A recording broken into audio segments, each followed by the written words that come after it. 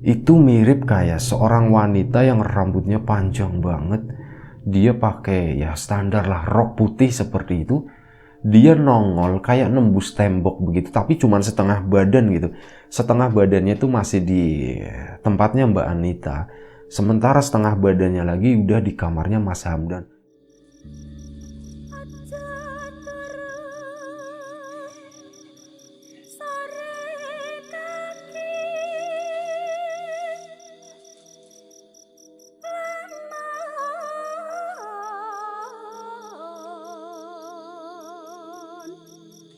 Ana dewa ngangklang jagat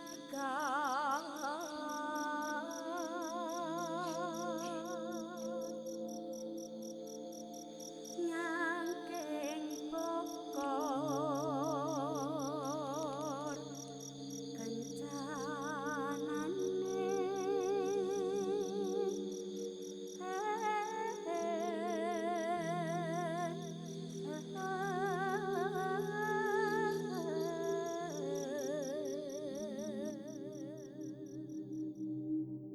Satu cerita yang datang dari salah satu kawan subscriber, dari Mas Hamdan yang aslinya itu orang Pekanbaru, cuman kuliah di daerah Malang sana.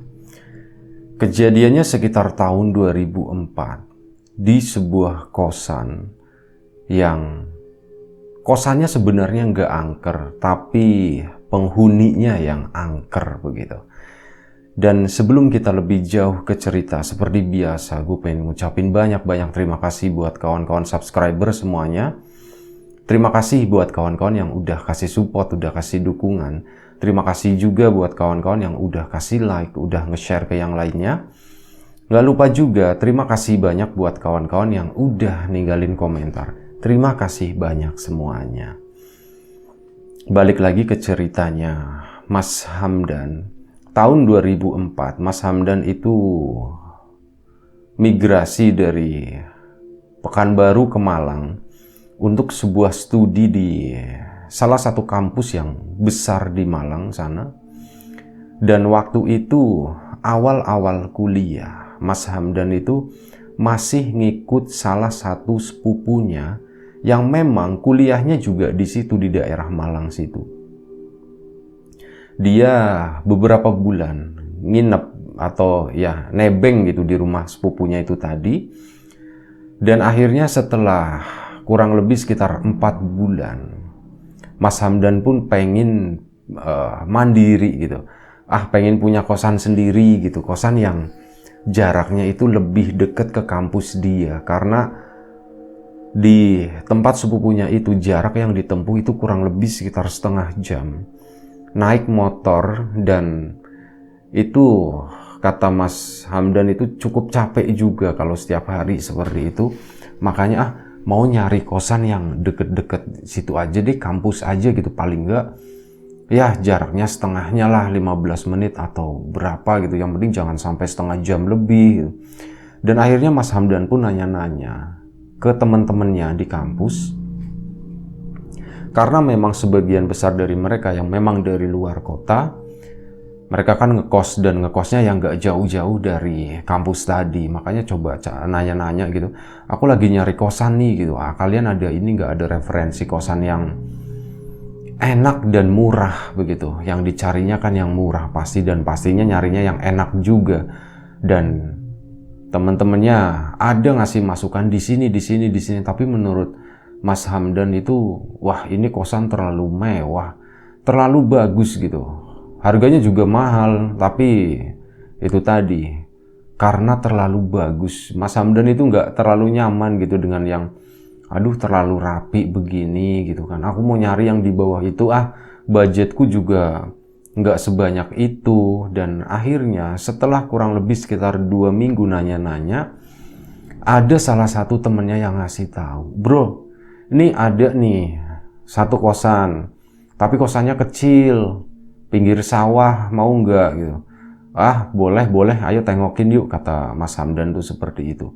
Akhirnya dianterin sama temennya tadi, boncengan mereka ke sana, nengokin kosan itu. sesuai yang disebutin, kosannya itu terletak deket sama sawah ya, bukan di pinggir sawah persis, tapi deket sama sawah. Terus ada satu hal yang menarik, kosan itu juga deket sama kuburan. Jadi kosan tadi sebenarnya masuk ke komplek perumahan yang lokasinya itu agak ujung sana di perumahan itu, deket sama sawah-sawah, ada kuburan dari warga juga di sana, warga dari kampung sekitaran perumahan itu.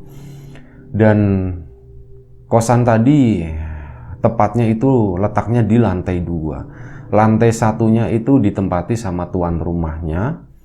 Sementara untuk akses ke lantai 2-nya itu lewat tangga samping, jadi nggak harus masuk ke dalam rumah kayak gitu, nggak. Tapi akses tangga samping langsung naik ke lantai 2 situ. Singkat cerita, Mas Hamdan sama temennya sampailah di kosan itu, dan di sana masih terpampang terima kosan begitu. Artinya, oh masih ada yang kosong. Mereka pun ngetok gitu ya, tek, permisi, nanya-nanya, Bu, keluarlah ibu kos, Bu, masih ada kamar kosong? Oh masih ada mas, ayo kalau mau lihat di atas aja katanya. Akhirnya mereka pun masuk, ikut ngikutin si ibu naik ke atas tangga itu, dan di sana Mas Hamdan ngelihat kosan yang sebenarnya sederhana ya, nggak terlalu bagus-bagus banget, temboknya juga udah banyak nodanya begitu, dan lantainya waktu itu juga ya memang udah pakai keramik, tapi keramiknya kayaknya masangnya nggak terlalu rapi juga, jadi biasa banget lah. Dan Mas Hamdan dalam hati, mungkin kalau kosan kayak gini harganya masuk kali ya, nggak terlalu mahal, nggak terlalu murah-murah banget, terlalu murah-murah banget, bangunannya juga permanen. Akhirnya Mas Hamdan pun masuk ke sana. Jadi kosan itu ternyata koridor. Dari tangga masuk ada pintu, pintunya dibuka, itu udah bentuknya koridor, hadap-hadapan kamar. Totalnya ada 8 ruangan, di mana yang 7 ruangan, sini 4, sebelah kanan dari pintu masuk, sebelah kiri itu ada 4 juga. Tapi yang difungsikan sebagai kamar itu 3. Sementara yang ujung sini itu buat kamar mandi. Jadi kamar mandinya tuh barengan, tapi ada beberapa kamar mandi. Ada 3 kamar mandi di situ, satunya toilet, 2 kamar mandi, toilet 1. Paling ujung sana itu terbuka buat jemuran. Sementara di luar sana, di bawah jemuran itu ya udah, kita bisa ngelihat sawah meskipun masih ada kebun di bawahnya. Kesananya udah sawah, dan di samping sawah itu sebelah kanan itu ada kuburan. Nah, ada beberapa kamar yang kosong sebenarnya. Salah satunya yang ditempati sama Mas Hamdan. Kamar yang satu, ada 2 kamar yang kosong di sebelah kanan. Di sini 3 ada isinya semua. Yang 4 ini, yang pertama ada, yang ujung sana deket jemuran juga ada. Mas Hamdan itu nempatin yang dikasih tahu 2 kamar yang sebelah kanan. Yang sebelah kanan nomor 2 itu atapnya bocor, jadi memang belum dibenerin sama si yang punya kos, dan itu masih dikosongin. Sementara ya satu-satunya kamar boleh dibilang ya kamar yang ada di nomor 3 sebelah kanan itu. Akhirnya Mas Hamdan pun ngeliat, wah kamarnya lumayan enak.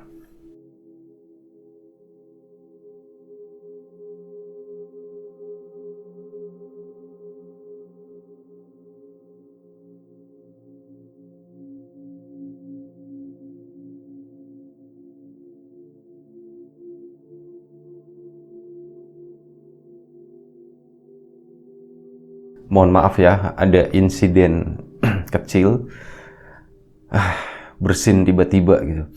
Nah, itu tadi Mas Hamdan nengok, wah kamarnya enak begini ya. Kamarnya cukup luas, dan satu poin plusnya itu, dari kamar itu jendelanya tuh letaknya tuh yang ke arah keluar sana. Jadi dari jendela tadi itu benar-benar cahaya matahari itu masuk, dan saat dibuka itu udah kayak udara dari sawah itu masuk ke sana, dan udaranya tuh sejuk banget. Makanya Mas Hamdan, wah ini asik nih ngekos di sini nih. suasananya juga tenang. Akhirnya udah, oke Bu, saya ambil yang ini ya Bu ya. Oh ya silakan Mas, ini gimana ya Bu ya? Oh kalau di sini biasanya per 3 bulan boleh Mas. Oh 3 bulan boleh ya? Iya, ya udah Bu, saya 3 bulan dulu ya Bu ya nyobain. Oh iya nggak apa-apa. Akhirnya Mas Hamdan pun nempatin di sana dan mulai pindahan gitu. Ini singkat cerita aja. Beberapa hari Mas Hamdan tinggal di situ. Akhirnya Mas Hamdan itu tahu kalau ternyata penghuni dari kosan tadi itu kebanyakan orang yang udah lebih dewasa atau mereka ya para kaum pekerja lah, bukan mahasiswa. Sementara temannya yang nunjukin kosan tadi itu posisinya beda rumah gitu. Beda rumah tapi memang satu rumah itu dibikin kosan semuanya. Di situ memang khusus untuk mahasiswa. Sementara yang ditempatin sama Mas Hamdan tadi itu campur, ada ya malah sebagian besar itu pekerja semuanya. Dan tinggallah Mas Hamdan di situ. Awalnya semuanya baik-baik aja ya. Sesuatu yang aneh itu mulai terjadi sekitar minggu kedua Mas Hamdan tinggal di sana. Jadi yang aneh itu bukan di kosannya. Kosannya tuh nyaman, gak ada gangguan sama sekali. Mas Hamdan tidur di situ pun malam pertama itu langsung pules, langsung enak aja, langsung nyaman aja. Yang jadi masalah itu justru tetangga kamarnya. Jadi awalnya sih Mas Hamdan itu udah seneng. Wah, ini yang di kamar yang ujung ya. Kamar yang ujung yang deket jemuran. Mas Hamdan namanya mahasiswa gitu ya. Biasanya kan kosan dibuka pintunya begitu. Dia ngapain aja di kamar itu. Nah, sepintas itu Mas Hamdan sering ngelihat penghuni kamar sebelah. Dan ternyata itu adalah seorang wanita.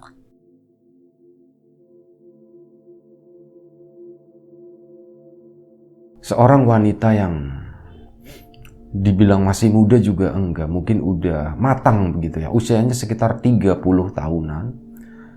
Orangnya cantik menurut Mas Hamdan. Wah, ini kok enak banget kata Mas Hamdan gitu. Di sampingnya itu ada mbak-mbak cantik. Dan Mas Hamdan itu makin betah di situ. Sampai akhirnya Mas Hamdan itu ya berkenalan secara nggak sengaja.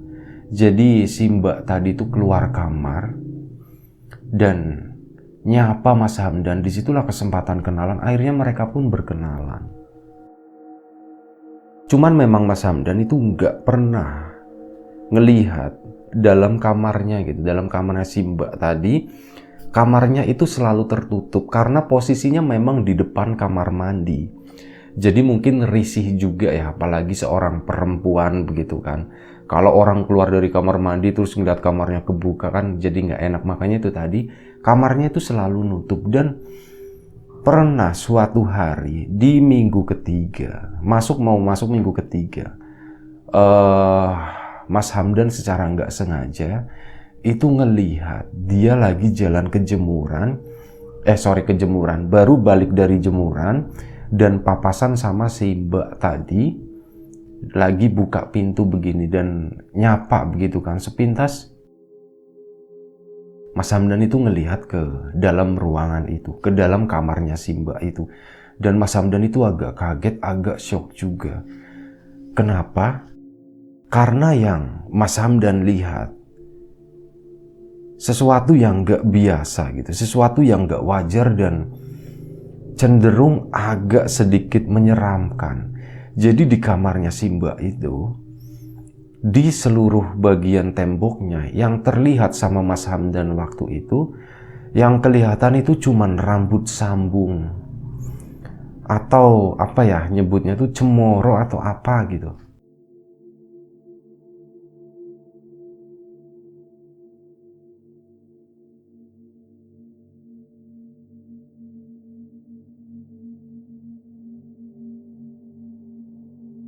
Mohon maaf banyak terhenti ya.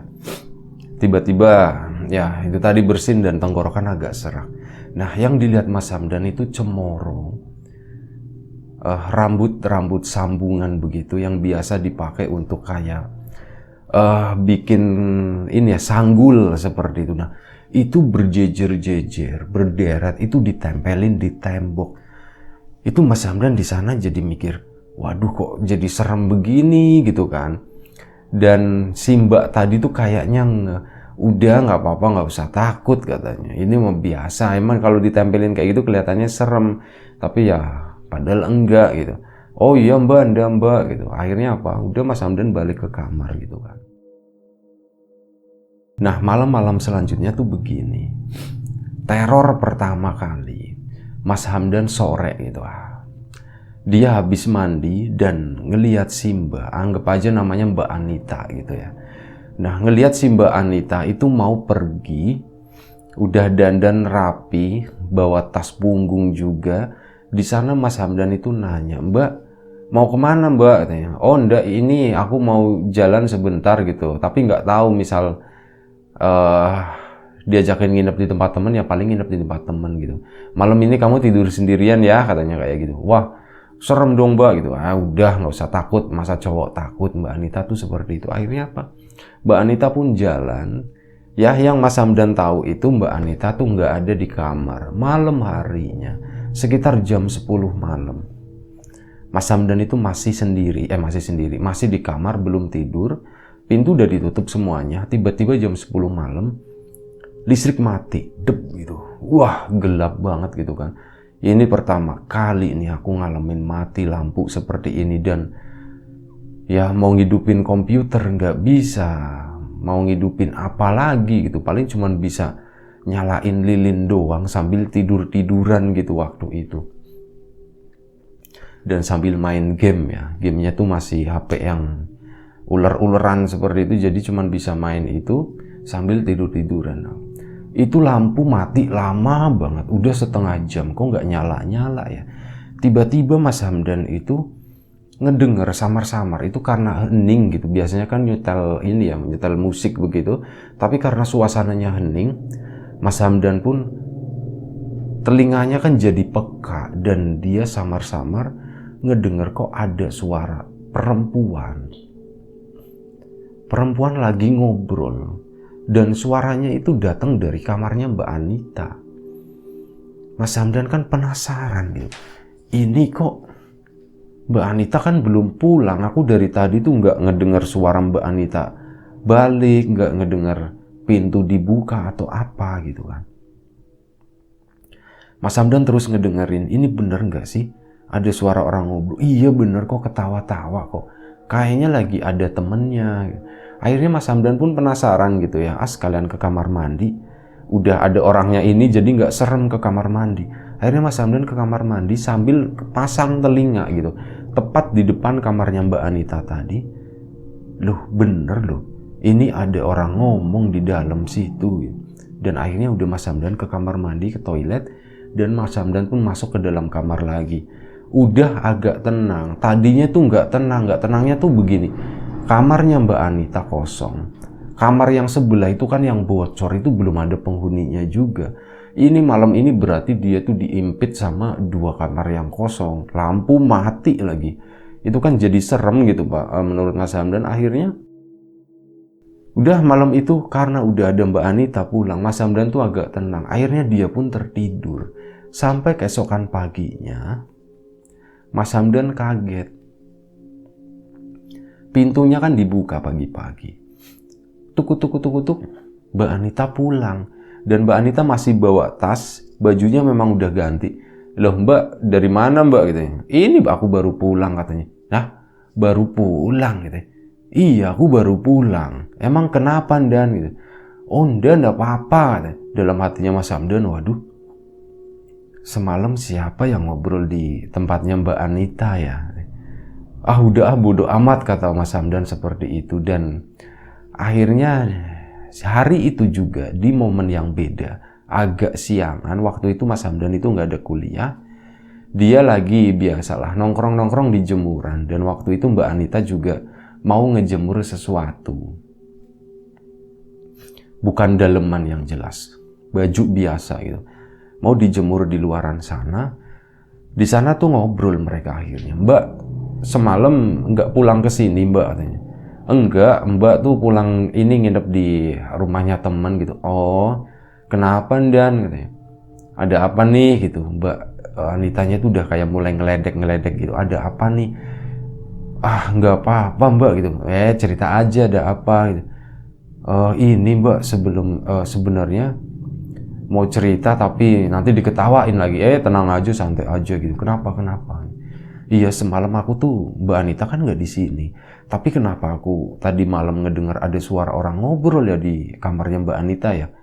Oh itu gitu. Itu temenku Dan katanya. Lah temennya emang temennya nginep di sini gitu. Bukan. Tapi temen yang nggak kelihatan katanya gitu. Wah, Mbak serius Mbak, jangan nyerem-nyeremin gitu. Iya beneran serius gitu. Mbak kok kayak gitu sih Mbak gitu. Memang Mbak nggak takut Mbak Anita di situ sendirian gitu. Ya kan nggak sendirian, aku ada temennya katanya.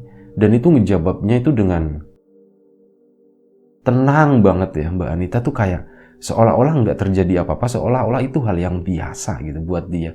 Mbak ini seriusan Mbak, aku nanya serius Mbak, jangan dibikin bercanda dong Mbak.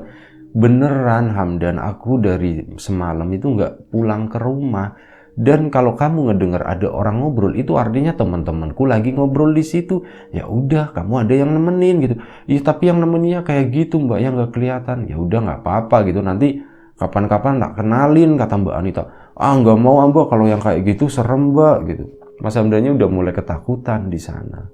Akhirnya Mbak Anita pun selesai dengan acara jemur-menjemurnya. Kemudian, Dan sini, kenapa Mbak? Ayo main ke tempatnya Mbak, yuk ke kamar Mbak gitu. Wah nggak apa-apa Mbak gitu. Ya nggak apa-apa, emang mau ngapain katanya. Ya main aja katanya. Ya udah. Akhirnya Mas Hamdan pun ikut. Diajak masuk ke kamarnya Mbak Anita. Sewaktu dibuka jegreng, Mas Hamdan itu kaget dalam hati doang ya. Loh, dulu pas aku lihat sepintas, kamarnya Mbak Anita itu penuh rambut ya. Tapi kenapa sekarang nggak ada rambut satupun, dindingnya tuh bersih gitu ya. Bener-bener nggak ada apa-apa di sana, dindingnya tuh bersih banget. Makanya Mas Hamdan tuh bingung, ini apa udah diberesin atau apa ya, apa yang sebenarnya terjadi gitu. Kok jadi aneh seperti ini? Mau nanya ke Mbak Anita, tapi nggak enak, takutnya urus-urus atau takutnya ngintip-ngintip atau gimana gitu kan. Sementara Mbak Anita waktu itu bener-bener apa ya, kayak dibilang mau ngegoda Mas Hamdan juga enggak gitu, karena sikapnya biasa aja. Jadi begini, tadinya Mbak Anita itu kan pakai celana panjang. Ada Mas Hamdan di situ. Mbak Anita itu mohon maaf ya, nurunin celananya begitu. Dan cuman pakai daleman doang, terus diganti pakai celana ini short yang super pendek, yang ya celana haram begitu ya. Kayak gitu diganti seperti itu. Wah, di situ Mas Hamdan, astagfirullahaladzim. Ini kok Mbak Anita gitu banget, berani banget gitu ya. Nah langsung Mbak Anitanya ngomong, udah tenang aja gitu, kamu masih kecil, aku nggak nafsu sama kamu gitu ya. Jadi gini, sini aku ceritain gitu ya. Ceritain apa Mbak? Udah, pikiran kamu udah fokus belum? Oh iya Mbak, udah fokus Mbak. Ya udah, tenang aja Mbak, tuh nggak ada maksud apa-apa gitu. Jadi gini, Mbak itu punya sesuatu, punya temen yang nggak kelihatan. Dan ini seriusan Mbak gitu. Iya seriusan, apa yang kamu dengar tadi malam itu mungkin temen-temennya Mbak. Jadi kejadian ini udah sekitar 5 atau 6 tahun yang lalu. Waktu itu Mbak tuh pernah terjatuh gitu ya. Dan entah kenapa semenjak jatuh tadi, Mbak itu jadi ngelihat sesuatu yang orang lain gak lihat. Dan beberapa dari mereka itu baik, makanya Mbak kenalan aja sama mereka dan katanya mau ikut gitu. Ya udah, dan sekarang ya mereka tinggal di sini dan gitu. Lah, mereka tuh wujudnya apa Mbak? Ya wujudnya banyak, macam-macam gitu. Nanti kamu juga akan ngelihat dengan sendirinya, katanya seperti itu. Wah mbak, aku nggak mau mbak. Mbak, aku nggak mau mbak, aku takut mbak. Jangan digituin dong mbak, nggak usah dikenalin aja lah mbak, cukup mbak Anita aja yang aku kenal, katanya. Ya itu kalau kamu mau, kalau misal kamu nggak mau ya udah nggak apa-apa. Tapi kan mbak juga nggak ada jaminan mereka mau kenalan sama kamu atau enggak gitu. Kalau mereka mau kenal sama kamu gimana? Ya aku juga nggak mau mbak, pokoknya aku nggak mau. Oh jadi gini mbak, mumpung aku ingat, aku tuh kebetulan mau nanya sesuatu mbak. Jadi aku dulu pas awal-awal di sini, yang ketemu di depan kamar mandi itu, kan aku nggak sengaja ngelihat ke dalam kamarnya mbak. Dan aku ngelihat di situ banyak rambut digantung mbak. Oh itu, jadi gini. Nah itu tadi tuh, itu satu keanehan juga tuh.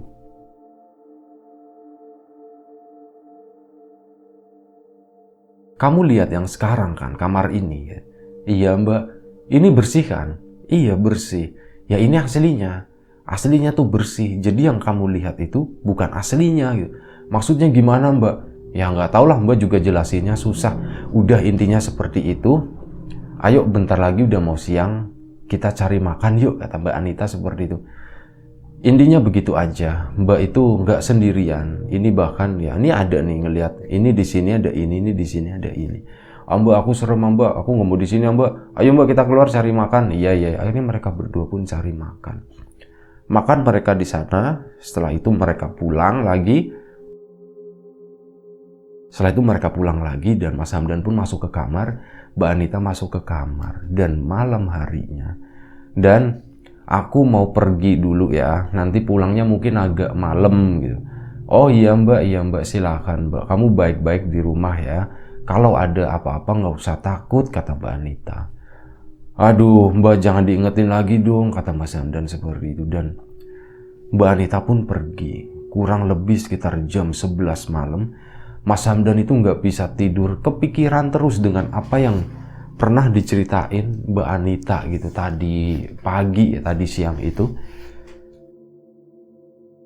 Mas Hamdannya kepikiran terus, ini kalau ada apa-apa gimana ya gitu, bangsa kayak gitu kan bisa nembus dinding. Ini kalau misal, aduh pokoknya pikirannya kacau deh. Dan waktu itu sekitar jam 11 malam, pintu kamarnya Mas Hamdan itu ada yang ngetok. Tok tok tok. Waduh siapa nih? Mas Hamdan bangun, dibuka. Ya gitu sebentar, Mas Hamdan dibuka. Pas dibuka, loh kok nggak ada siapa-siapa gitu. Langsung ditutup lagi kan, dep. Dan Mas Hamdan langsung ringkel di atas kasur gitu. Ini kayaknya udah mulai nih, terornya udah mulai nih gitu. Dan bener aja, tiba-tiba lampu belajar yang ada di kamarnya Mas Hamdan itu, yang tadinya ngadepnya begini, itu lampu belajar itu kan ada yang apa namanya, ada pegasnya ya, disebutnya sih pegas gitu, yang bisa dinaikin turunin begitu. Nah itu lampunya tuh begitu ada bunyi kayak gitu. Wah di situ astagfirullahaladzim, udah dong, aku takut. Jangan ganggu gitu. Aku nggak mau, pokoknya aku nggak mau dikasih lihat. Dan waktu itu tiba-tiba dari arah dinding perbatasan antara kamarnya Mbak Anita sama Mas Hamdan itu muncul satu sosok yang munculnya itu cuma setengah doang. Itu mirip kayak seorang wanita yang rambutnya panjang banget. Dia pakai ya standar lah, rok putih seperti itu. Dia nongol kayak nembus tembok begitu, tapi cuma setengah badan gitu. Setengah badannya itu masih di tempatnya Mbak Anita. Sementara setengah badannya lagi udah di kamarnya Mas Hamdan. Di situ Mas Hamdan benar-benar nggak bisa ngomong, saking takutnya. Mas Hamdan itu tahu itu adalah sosok kuntilanak gitu, makanya. Dan itu serem banget, rambutnya yang iya. Kalau kata Mas Hamdan tuh rambutnya dibilang gimbal ya bukan, dibilang rambut lurus juga bukan, pokoknya aut-autan lah, dan itu panjang gitu. Mas Hamdan benar-benar ketakutan malam itu. Ya Allah, tolong aku, apa namanya, Mas Hamdan cuman dia ngeringkel gitu di kasur, tapi ngeringkelnya tuh nggak ngadep ke tembok, tapi ngadepnya ke sosok tadi begitu, ditutup begini. Karena di logikanya Mas Hamdan, dia nggak mau ngasih bagian belakangnya ke dia gitu, takut gitu, malah lebih serem. Makanya kayak gitu dia ngeringkel di dalam situ, dan akhirnya si sosok tadi tuh bes hilang lagi. Nah setelah itu tiba-tiba udah mulai agak tenang. Sekitar 10 menit nggak ada terjadi apa-apa, meskipun masih bener-bener takut. Mas Hamdan itu kebelet ya, tapi bener-bener itu ditahan.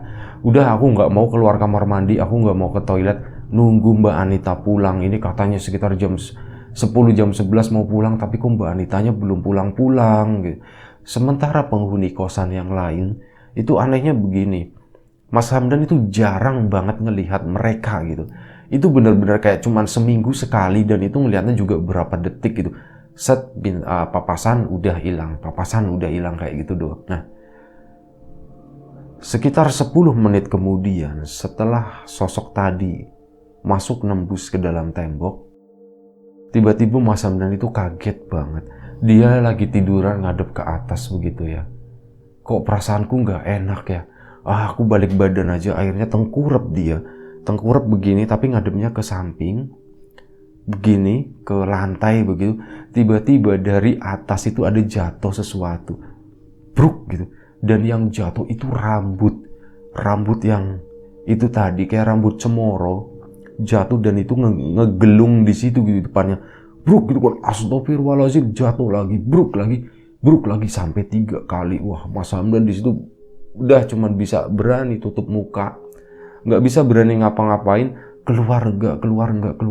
Aku keluar aja. Langsung Mas Hamdan bangun. Begitu ininya dibuka, loh kok rambutnya nggak ada gitu.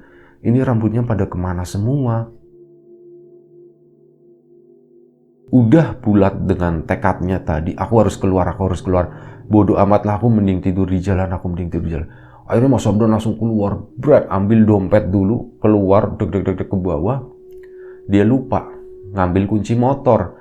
Dia mau balik lagi ke kamar, nggak berani. Akhirnya udah, bodo amat lah, aku jalan kaki aja, mau nongkrong di mana gitu kan. Nah ternyata Mas Hamdan itu turun ke bawah, baru sampai di pagar, papasan sama Mbak Anita. Mbak, udah pulang Mbak? Udah, kamu kenapa Dan? Gitu.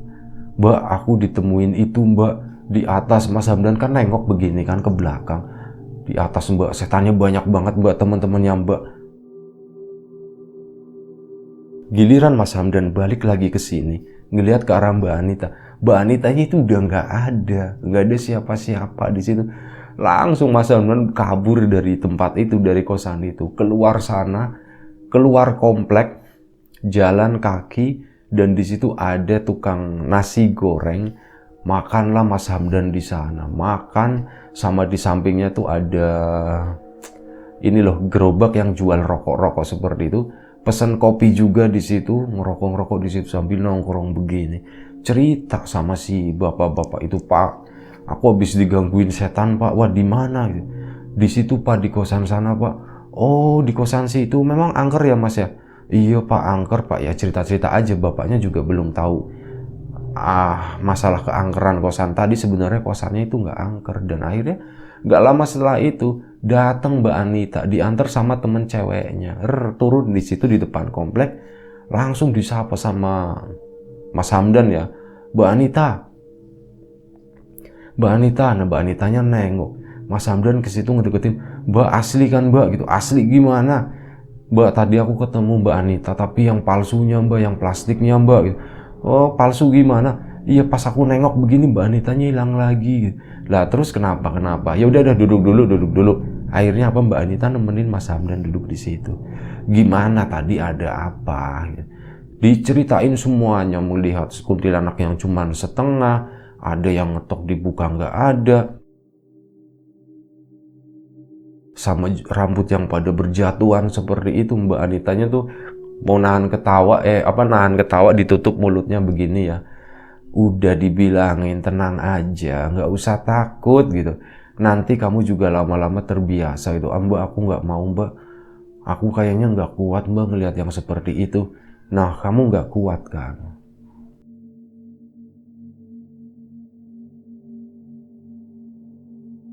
Bayangin Mbak yang udah ngalamin ini bertahun-tahun, dan Mbak itu udah bertahun-tahun hidup sama mereka. Mereka itu ngikutin Mbak gitu. Ya, Mas Hamdan di situ cuma diem aja, coba membayangkan, coba mengerti. Apa jangan-jangan Mbak Anita itu sebenarnya ketakutan ya?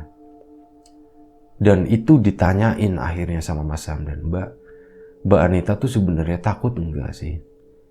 Ya, Mbak itu ketakutan setiap hari dan kenapa? Karena Mbak itu ngelihat itu setiap hari.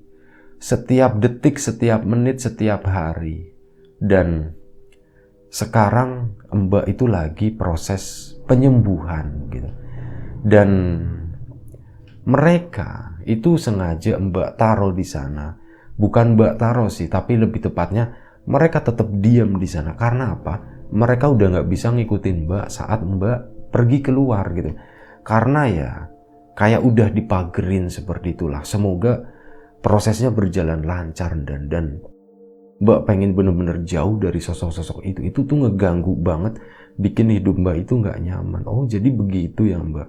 Iya seperti itu cerita sebenarnya. Ya kamu doain aja ya. Iya Mbak, tapi gini Mbak, aku kayaknya nggak kuat ngekos di situ lagi Mbak. Aku kayaknya mau pindah Mbak. Oh iya nggak apa-apa. Kamu kalau mau pindah nggak kuat, pindah aja nggak apa-apa. Mbak maaf banget ya karena ini bikin kamu nggak nyaman. Oh nggak apa-apa Mbak. Mbak juga, aku juga ngerti penderitaannya Mbak Anita tuh seperti apa. Ya aku udah ngerti semuanya Mbak. Aku udah kebayang gitu apa yang Mbak Anita alami. Nah Mbak, kenapa Mbak nggak pindah kosan aja gitu? Kenapa masih tetap di situ? Nah itu ada satu alasan kenapa Mbak itu nggak bisa ninggalin begitu aja gitu. Karena itu nanti berhubungan sama ya dohirnya Mbak, sama badannya Mbak kayak gitu. Pokoknya nanti ngaruh lah. Jelasinnya susah dan oh begitu ya Mbak. Ya wis Mbak, aku nggak mau nanya banyak-banyak lagi. Ayo kita pulang aja Mbak. Aku takut Mbak. Iya iya. Dan gini aja. Nanti malam ini Mbak tidur di kamar kamu ya kan. Wah seriusan Mbak gitu. Iya tidur di kamar kamu. Tapi ya wah hati-hati. Jangan yang aneh-aneh gitu. Oh iya Mbak siap Mbak. Aku cuman senang aja deh yang nemenin gitu. Jadi aku gak ketakutan. Dan akhirnya malam itu Mbak Anita pun tidur di tempatnya Mas Hamdan. Gak terjadi apa-apa begitu ya. Jangan mikir yang aneh-aneh. Jadi akhirnya setelah kenal Mas Hamdan itu nganggep Mbak Anita itu sebagai kakak. Dan Mbak Anita yang nganggap Mas Hamdan itu juga sebagai adik. Hubungan mereka sampai sekarang masih baik. Mbak Anita udah menikah, udah punya anak juga. Mas Hamdan juga sama-sama seperti itu dan mereka udah kayak jadi saudara semenjak perkenalan di kosan tadi. Dan alhamdulillah akhirnya sekitar 2 bulan kemudian setelah Mas Hamdan pergi dari kosan itu, Mas Hamdan itu kan sesekali masih sering ketemu sama Mbak Anita dan Mbak Anita tuh ngasih kabar seperti itu. Alhamdulillah dan sekarang aku udah bisa lepas dari semua itu. Alhamdulillah Mbak. Ya pokoknya terima kasih banyak Mbak Anita udah ngasih tahu gitu masalah Mbak Anita dan aku mungkin sedikit banyak juga belajar dari situ. Aku yang nggak pernah ngelihat yang namanya kayak gitu jadi sekarang ngelihat Mbak ternyata memang serem Mbak kayak. Iya ya udahlah semoga kita semuanya baik-baik aja ya dan akhirnya ya udah ceritanya selesai. Terima kasih buat Mas Hamdan yang udah berbagi cerita ini. Terima kasih juga buat kawan-kawan di rumah. Mohon maaf ya dari tadi tuh banyak gangguan tiba-tiba, bukan yang aneh-aneh ya. Mungkin kondisi suhu yang naik turun secara drastis. Badan itu jadi kayak mau pilek kayak gitu. Mohon maaf itu bikin gak nyaman ke kawan-kawan semuanya. Dan ya mohon maaf juga misal ada sesuatu yang gak berkenan di mata, di hati, di telinga kawan-kawan semuanya, mohon dimaafkan juga. Terima kasih banyak udah menonton cerita ini. Jaga kesehatan kawan-kawan semuanya. Semoga kita dimudahkan dalam hal apapun, termasuk kemudahan dalam hal rezeki. Sekali lagi terima kasih banyak. Sekali lagi mohon maaf sebanyak-banyaknya. Sampai jumpa di episode horor selanjutnya. Assalamualaikum warahmatullahi wabarakatuh.